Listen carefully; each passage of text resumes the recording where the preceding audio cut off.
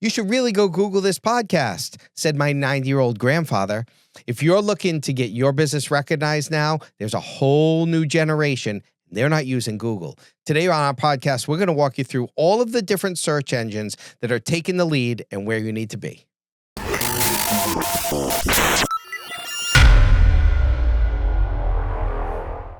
Hey, welcome back to Blunt Force Business. I'm Brian LaFauci. And I'm Patrick Marino. And today, we are finally met the day where when I say to my kids, Google it, they look at me like I'm old. Yeah, nobody Googles it. If you're saying just Google it, you're like 50. I am like 50, bro. We're like 50. I am almost there. Our Blunt Force factor today is very, very key to me. I live it every day. What is meet them where they are. Yeah, so in marketing, that's one of the most important things you can do is position yourself where your customers are. And we might not like to admit it, but our younger folk, Gen Z, some of our kids, they are not kids anymore. They are homeowners. They have decent jobs. They're consumers, and they don't Google. They don't use Google. So if you want to reach these people, the other thing that's happening is AI search, right? Which is just far superior to Google. It's amazing. Right. So if your customers are not using Google, or your potential customers, or your new customers, right? The old people are aging out. We got to make sure we're replenishing them with new. We got to be where they're at. So that's what we're going to talk about today. So one of the nice things is I think people might get a little freaked out by this because they'll say, all right, does that mean I have to revamp everything I'm doing? Should I not be, just a number of years ago, it was make sure you're on Google Maps. That's critical, right? Make sure you have a Google business profile. Make sure that if you're playing in a social media space that you have a strong presence there. These are all things that you can go back and watch videos we did on, right? And so, are they relevant still? Yes. But there's this other lane now, which is really important where, it's all about how much focus where we put our focus in certain things. Yeah. I mean, I think this is all about what's happening now is the internet is fractured more and more and more, right? And so, if you go back, you've got the first adopters. You go back to those of us who were on MySpace and then to switch to Facebook, right? And then all of a sudden now it's like people were on Facebook. Oh, we don't want to be involved with the older people. So we're going to be more on Snapchat and Instagram, right? That's a big part of it is people fracturing, going into their different networks and their different areas. We're all involved in our different, whatever our version of the internet is changing. There's no more monoculture, right? We're not all watching the same TV shows. Advertising used to be the easiest thing in the world if you had a little bit of money. All you'd have to do is advertise on the most watched show and you'd be guaranteed to have everybody. Now that's just not the case. We're all in our different corners, right? And this really kind of hit home for me. There's two ways this really hits home for me. Number one is I have become addicted to AI. And I kick myself anytime I try and ask Google the answer to a question. I'm always like, why did I go to Google? AI is going to give me the answer like that. Google is going to give me this page of shit. And then I'm going to have to click on it and then scroll through an article that's this long and has this many pop-up ads all over it to find the answer, right? But instead, all I got to do is ask ChatGPT or Perplexity, be like, hey, what time is the game? It's going to just give me the time. Or, I want to be able to do this work on this project. Here are the steps. A recipe for this. You ever look for a recipe online? Oh, everything is over optimized, right? So you go to the recipe page and it's like, here's the story of the meal that I made. And you have to scroll all the way down past ads, past the story of the meal. Yeah, to get there. Food. Yeah, where if you just want a recipe, you ask AI and you just get it. Yeah. Right? So that's number one. Number two is if you've ever spent time around people who are in their 20s and 30s, you're just like, hey, we're trying to find this place. I'm always surprised when they don't use Google still. And I should know that I'm a marketer, right? But they will literally use Instagram and search for a coffee spot or where's the best, hot pot around me, They will literally do that and not use Google. Well, social media platforms have become $100 billion industry. And they are a monster right now.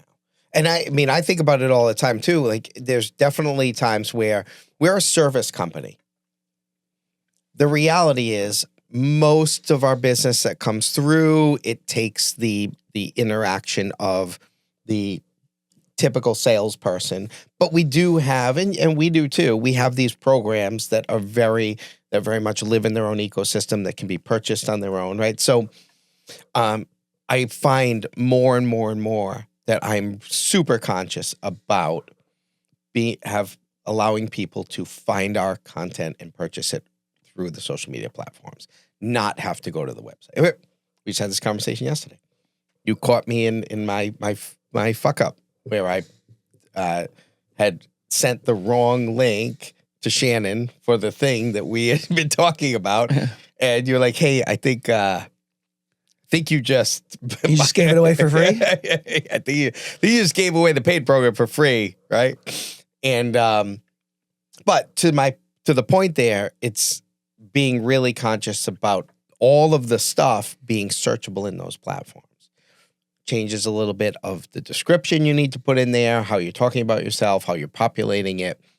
On a positive note to our listeners, there's phenomenal services out there to make managing all this landscape easier. If you're not a Gen Z, do you have to go hire one? I don't think so. There's a benefit there if you do, but you just have to be knowledgeable that, hey, listen, where you're going, that's not necessarily where a good percentage of your clients might be going to get this information. You still have to figure out, you still got to do the initial marketing strategy, figure out meet them where they're at. Where are your customers? What we're saying, you still have to do that. More that demographic shifting. Right. But it depends on what you sell. You know what I mean? It's like if you're doing business to business, you are generally speaking still talking about email marketing, internet search, maybe a little LinkedIn action. Right? So you're still talking about the core things, right? But having a presence, other areas are helping you. For local businesses, right? So if you require people to come to your store, right? You have a restaurant, you have a coffee shop, you have a store that sells little art supplies and they have to come in and get them, right? Now you're talking about a whole different ballgame, right? You sell services, you sell home services, right? Landscaping services, you're an electrician, you're a plumber, right? So now where are your homeowners? I mean, they could be anywhere, right? You know? So I think what we're trying to do is we're trying to make sure that you take marketing from its most important areas. Where are your customers at? We need to meet them there. Now, unfortunately, your customers are going to be all over the place now. Right. And what that means, I think, is that the type of content they consume is going to be different too, unfortunately. Right. So, and I think that I know that in my case, like, you know, being on camera is like, I freaking hate it. You know what I mean? Like, I hate being on camera. I hate the fact that I have to edit it. I hate what I look like. I hate what I sound like. I think you look very good. Well, I appreciate that. Yeah. But like young people don't read. There was something out recently about book consumption. Book consumption's way down. People don't read books anymore. One of the schools that we're doing our programming in, walked into the school, and I'll add this because I think it just breaks a stereotype or a mold that we would expect. It was a school where kids that are there because they got in a little bit of trouble, right? And so you can go in there with a preconceived notion, like of which I very much try never to, because then you realize you're wrong most of the time. I walked in, he's reading this novel by an author that I had never heard of. I'm like, tell me about the book. You can tell why I'm telling the story. It took me back a little bit, right? I felt like it was out of character with that generation. Yeah. And I was so excited. I'm like, I'll bring you a book a week. Like, you know, prior generations have been through this, and it's maybe we actually might be too young for this, but like the transition from, say, newspapers to radio, Mhm. radio to TV, Mhm. TV to the internet. Now the internet was text-based Yeah. just because of bandwidth, Yes. right? So there's no way to reliably have video. And the thing that has replaced them now in long form content to learn about a structure is what we're doing. Right. Long form podcasts. Right. 3, And short form video. Yeah. Right. So we typically spend like 30 minutes on a topic.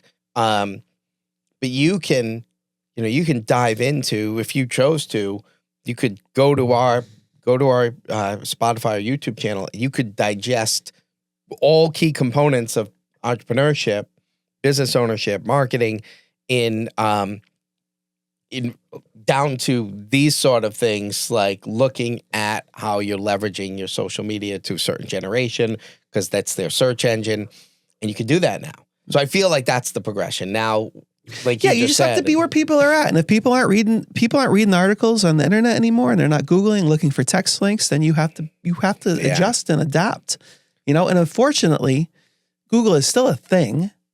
Still really important. You said unfortunately it's still a well, thing. I mean, like, it's like you can't just shift your whole strategy. The problem with the fractured internet is you have to be in all these different places.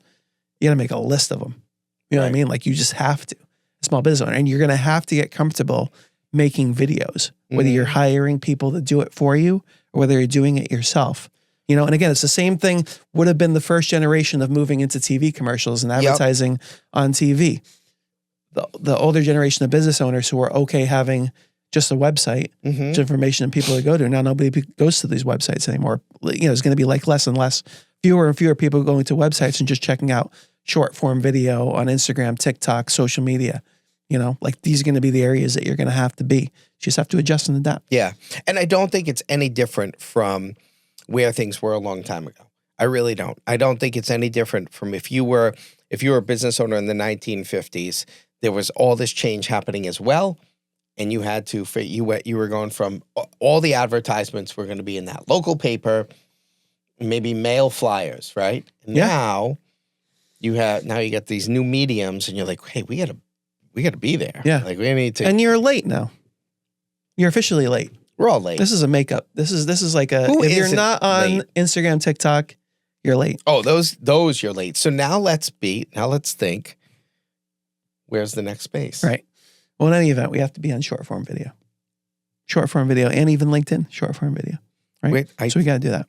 Let's give these people some things they can do now that they found out they're behind. Because I think, like, the big changers to me are social and AI. Fucked. Here's how we're gonna unfuck you. Social and AI and Google. I mean, I think those are the three buckets. Internet search, standard internet search, sort of browser based, social, and but I think, like, so here's the thing to know. Well, where's AI pulling from? Can we that's what we don't really know. Right? We think we know. We think we know. We're not 100% sure. Because one thing that AI, is like this cloud of, like, where do they get all its data? So if, like, AI is looking for a business, how does it? So, like, we're going from the old model, which was, okay, I have a landscaping company. Yep. I get my Google business profile and I optimize the shit out of thing. I put pictures of my business. I talk about my business and I get reviews. Right?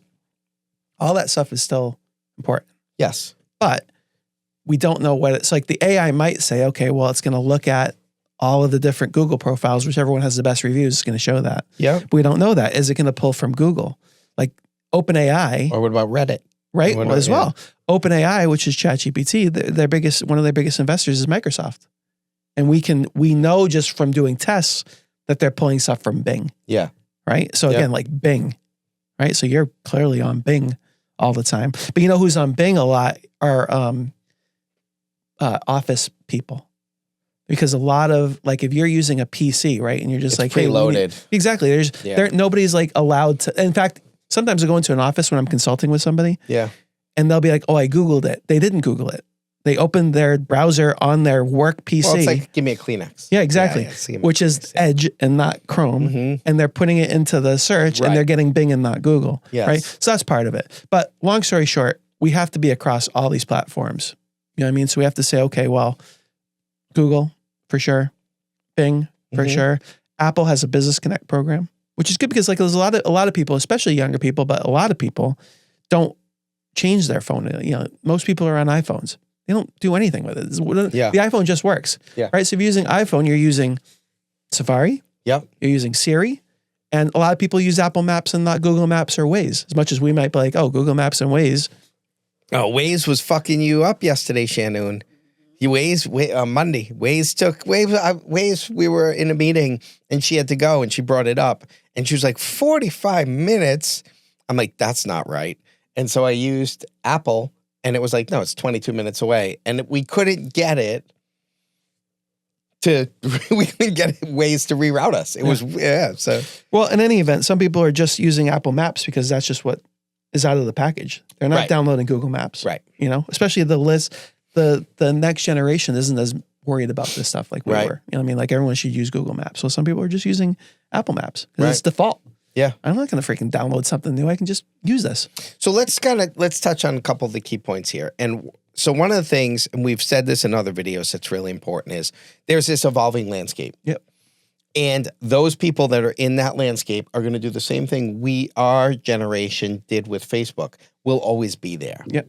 I may not check it a lot, but it's and then the generation. I'm on Facebook all the time. And then my friends and family are on Facebook. You know what I mean? Like and that's then the where generation behind that. And the other thing about Facebook, which is good, which is why Facebook is still the number one, is because there are groups for people like me who use software or services. Yeah. Right. And I can access it through those groups. There's a lot of younger people. You think, okay, well, younger people are all not on Facebook. Well, these are all young, hungry people trying to get information. Yeah. Right. And they're all on these Facebook groups or Marketplace. Yep. Right. Facebook Marketplace is one of the best things ever. Brilliant. Right. Actually, So it's picking like, up some tires. Yeah, exactly. On my way home today from Facebook Marketplace. Young people aren't on Facebook. Yeah. Wrong.